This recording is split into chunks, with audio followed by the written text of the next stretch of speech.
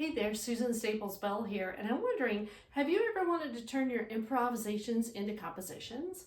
Well, there's a new resource that you want to see. It's called The Next Step in Your Creative Journey, and it's a method book that's a digital download that you can print and keep in your studio or use it for yourself, that walks you through 30 different skills and prompts to guide you to do exactly that. And I wanted to kind of take you through one of the lessons today.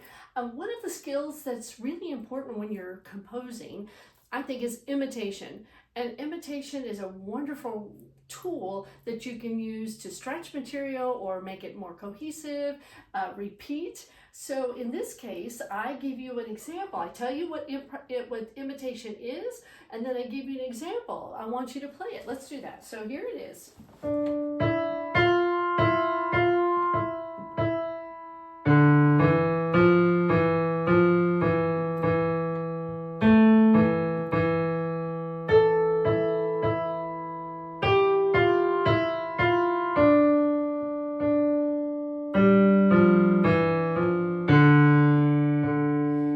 So just D minor pentascale, super easy. Right hand starts, left hand answers. Second line, left hand's going to start, right hand's going to answer.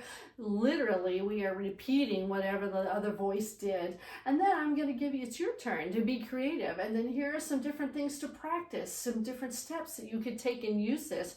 Here's a teacher tip, and in case you're teaching this to students, this is another way to spark conversation or to take it to the next level. But then on the next page, there's an assignment. Well, I used a pentascale. What if we use the whole D natural minor scale?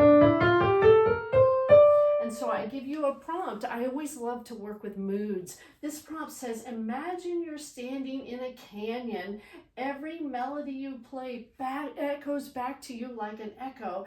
Your right hand's going to make the statement first, then your left hand's going to repeat it. It's a call and response. And together they make a musical conversation. And it's already, you have an idea of what we're looking for by that prompt, giving you an idea. It's almost like going to be a movie or something. And I gave you the scale. This is the notes that we can use. And then I'm going to say, well, what harmony do you want? Well, in this case, there's really no harmony, right? If both hands are the melody. And then what about rhythm?